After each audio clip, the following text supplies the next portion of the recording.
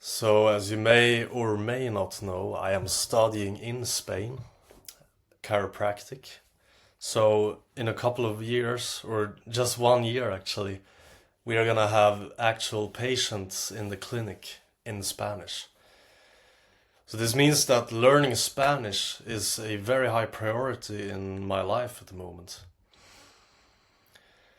So, just a quick little run through today of how I am studying Spanish at the moment and keeping it very time effective because I don't have much time at the moment with studying. But I feel like I'm still managing to learn the language while living here, and maybe it can help someone to see my thought process.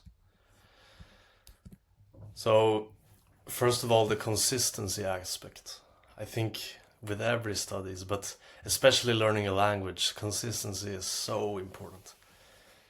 It's such a weird concept for our brain when we have grown up with the language and it's so fluent to us to change the way we speak and change it everything. You have to change so much in your brain in order to learn a new language, and that's quite cool actually, I think. So, in order for this change to happen, you need a lot of consistency.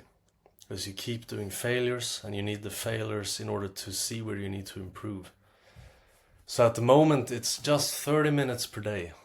Because I don't want to spend more time studying Spanish. I have lots of other studies to do, and I want to keep my maximum mental power for those. Those are still the main priority. So 30 minutes per day, and I'm doing them in the same time and place every day. This is something I learned from the book Atomic Habits by James Clear.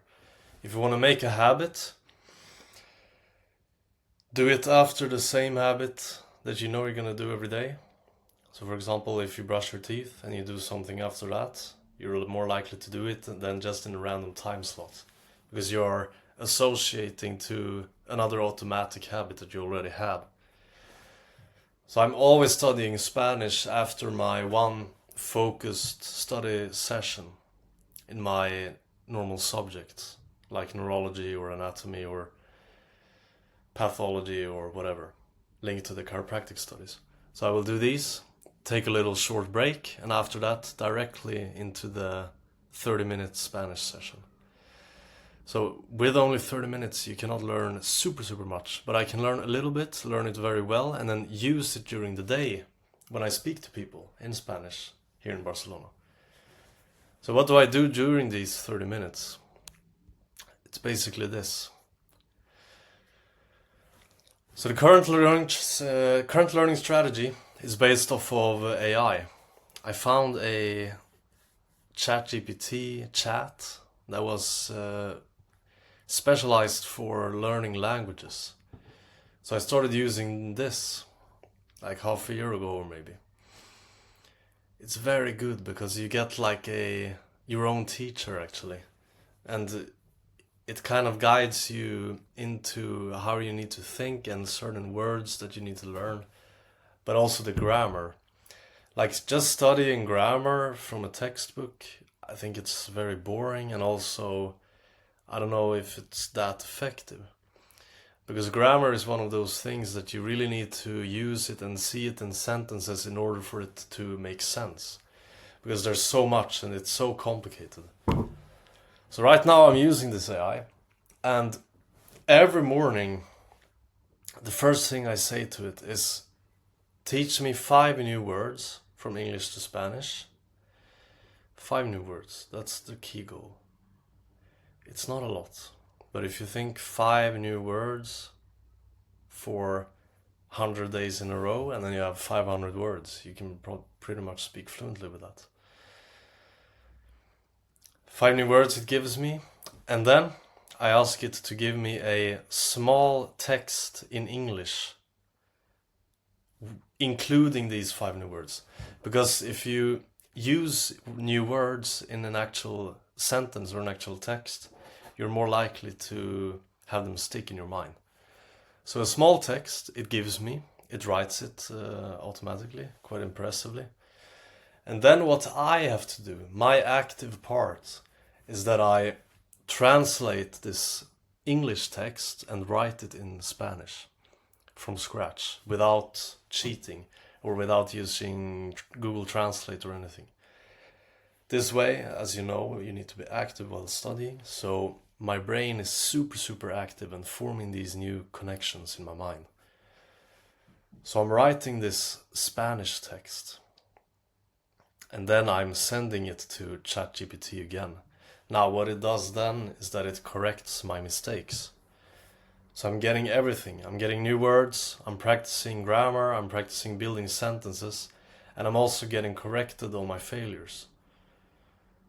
So it's like everything at once.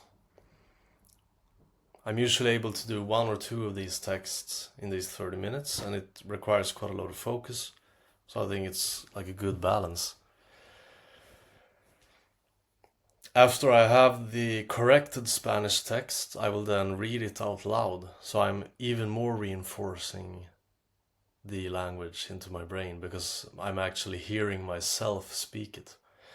And I'm practicing the pronunciation, and I'm practicing the fluidity and the rhythm of how to speak. And I think it's super effective and translates very well when you are going into a conversation with someone else.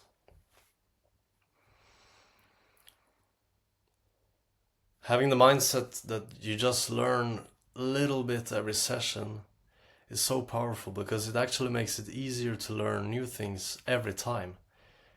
I think that's an interesting concept. That every time you learn something, you take away one wrong answer possibility. Does that make sense? So if I learn a new word, I'm less likely to use the wrong word because I know what that word means. So if I try to say something else, I know I'm not going to use that word. So the next word that I learn, I have fewer possibilities for error. This summer I used kind of the same technique, but I had a bit more time. Maybe did 45-minute sessions for Spanish. Sometimes also 30, but it depended a little bit. I found then a good website. It's called Fluent with Stories. What they do is that they have short stories in Spanish, but also an English version. So what I would do there is I would take, for example, the Spanish version first with a little harder text because it's easier to understand and to actually produce yourself. So I take a difficult Spanish test and try to translate it myself into English, say what it means and say every sentence out loud, and then I would check if I was correct. Then I would take a English version of a slightly easier text. Look at the English sentences, try to say them in Spanish and try to write them down in Spanish, and then check if it's correct afterwards as well.